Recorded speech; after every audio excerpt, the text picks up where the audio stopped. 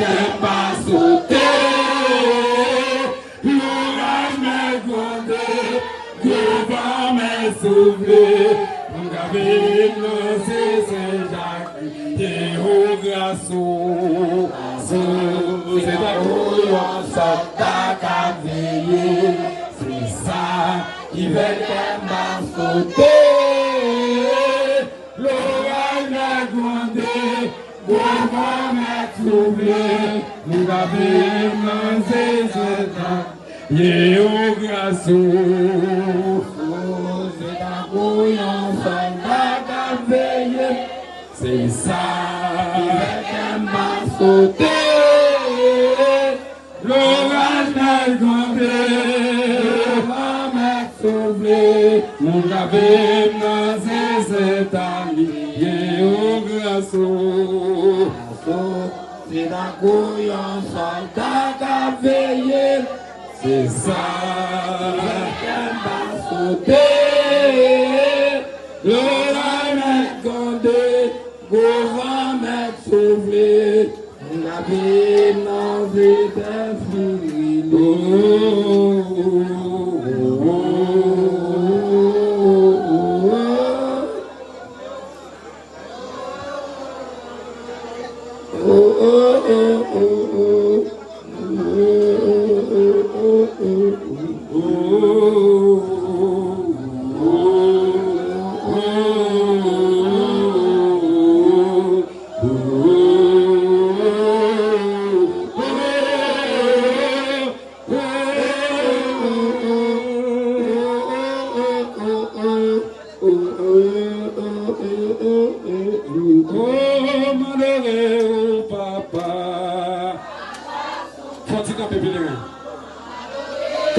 Campez pour moi s'il vous plaît.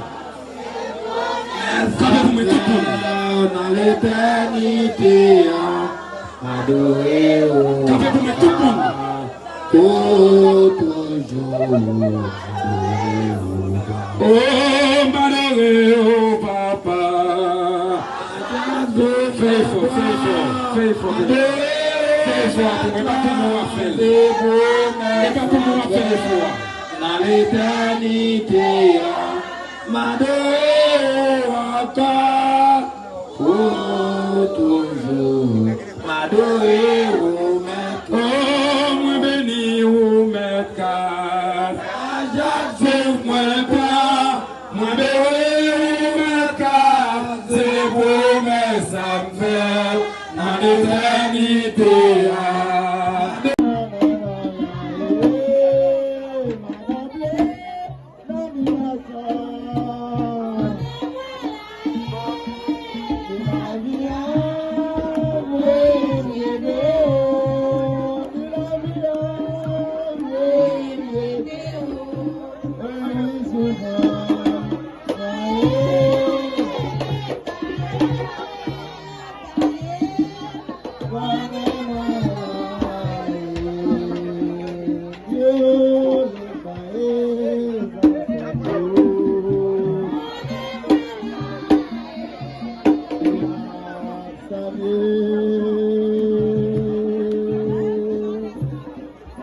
Wow.